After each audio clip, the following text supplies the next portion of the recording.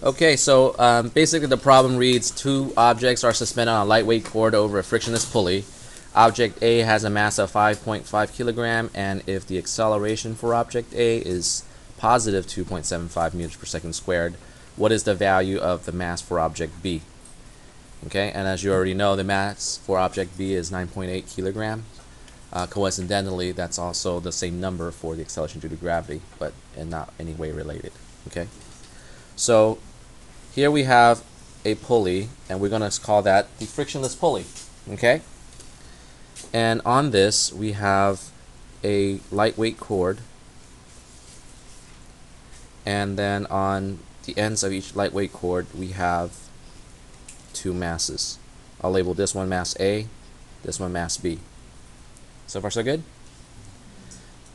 And I will list out the variables that are given to me in the problem, where mass A is equal to 5.5 kilogram. Okay? Mass B is unknown. Correct? That's what we're trying to solve for. Is that right? Yes. Pretty obvious there, you know, Elias. The acceleration for A is positive 2.75 meters per second squared. And the acceleration for B, well, what is the acceleration for B? The same, but down negative, right? Okay, so that those are our values. So far so good? Okay, so as we're looking at this, the objects are going to be moving respective to the forces that are exerted on them, the net forces exerted on them. So if object A has a lower mass, assuming because the acceleration is positive, that means it's moving upwards. That's how we can ascertain the fact that the mass for object A is going to be less than that of object B. So far you're good? Yep. Okay. Yes. Alright, so now we're going to have to draw a free body diagram just like before. Okay, we've got to draw a free body diagram. So now when we draw a free body diagram, are we going to look at system A, or are we going to focus on system B? System B. System B? You want to do that one? Sure, that works. It doesn't actually matter which system you use, but it does in terms of which values you would use for your equations. Okay, so if we're going to focus on system B, then we're going to focus on all the values associated with system B. Okay, so here we have a free body diagram, which we start with a dot. What does that dot represent? Object B. Okay, so what are all the forces acting on object B? Gravity. Okay, and we'll label this F, G, and I'm going to put a little extra subscript called B, because this is focused on object B. Tension force? And tension force. And is the tension force the same length? No. Less? Why? Because it's moving down. Yeah, because it's accelerating downwards. So we have a tension force. Okay? So then it's less than because of the fact that it's accelerating downwards. So since it's accelerating downwards, we can say that the net force does not equal to 0 because we have a downward acceleration. Yeah? Yes? Is tension force the same thing as a normal force? No, a normal force would be a force that is applied to an object if it is in contact with a surface. And since this object is suspended, it's not in contact with any surfaces, therefore we don't have any normal forces. And so this is a tension force because tension force is basically the force that exists in ropes and chains and cords and things of that sort. Okay? Now let's look at this. Fg of B is caused by the gravitational force on object B. Is that correct? Tension force is the force that's applied to the object B upwards. But realistically speaking, by looking at the drawing, tension force is actually caused by Mass of not the mass of, acceleration. the weight of object A. The weight of object A. So F of t really is the weight, which is Fg of A, of object A. Right? Isn't that really what's caused by? The weight of object A? Yeah? Yes. Okay, they're connected because they're connected by a rope, right? Okay, so now we have this situation down. And we're focusing on system B. Well, are there any other forces acting on system B? No, there's no side-to-side motion, right? So therefore, we're done with that aspect. So what is the next step in our force problem-solving strategies? Set up the equation. Set up the equations. So we have the equation is F net is equal to the sum of all forces. Okay? How are we doing so far? Yeah. Well, thank you. All right, so now F net. Now, if you look at the, we're gonna focus on the F net. Is there a net force in the system? Yes. So there's going to be a slight twist to what we have done, because in the past, if there is an acceleration, F net is simply mass times acceleration. But because now we're dealing with interaction forces, and these two objects have forces that are going to interact with each other, the net forces of A will affect the net force of B, and net force of B will affect the net force of A. Do you agree with that? Yes. Which is why it's not going to fall as quickly as free fall, because there is a net force of A acting on B. So therefore, we have to consider the net forces of both in our general equation. So now instead of F net being equal to only mass times acceleration, our net force on this side of the equation, this general equation, must now be equal to F net of A plus F net of B. Okay? Again, reason being, the net forces are affecting each other. Okay? Now, what is the sum of all forces for system B? FGB minus FT minus FGB. FT, well, it's plus a negative FGB. Okay? And this negative, where does the negative come from? It's downwards. And what is it, and why is it downwards? Like, what part of the equation of FGB makes it downwards? Acceleration. The negative acceleration, right? The negative acceleration. So we are using a negative acceleration, using a negative sign from the negative acceleration here right now. So when you plug in a number, are you going to use a negative 9.80 meters per second squared? No. No, you're going to use the positive value because the negative sign's here already. Okay?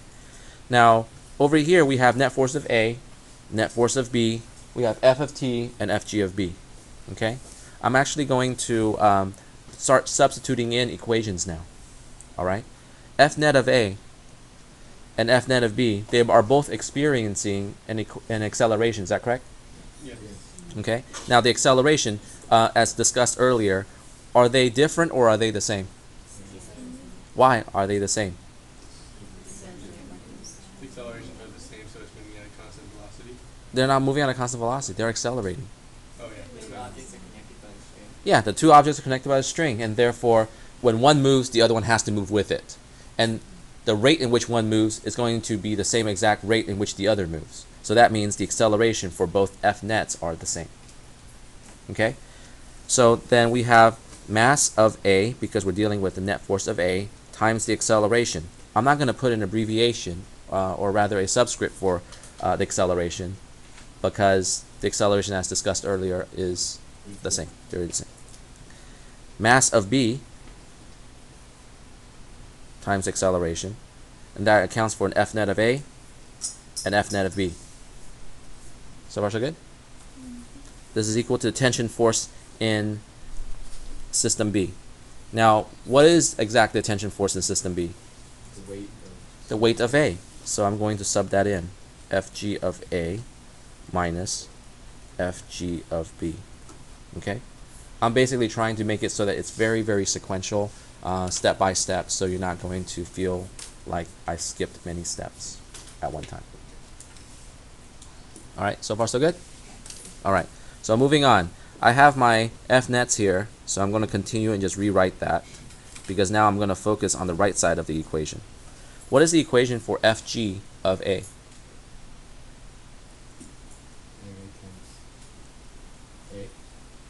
Not ma times A, but Mass times acceleration due to gravity. exactly. Mass of A times acceleration due to gravity. Okay? Minus, what's Fg of B?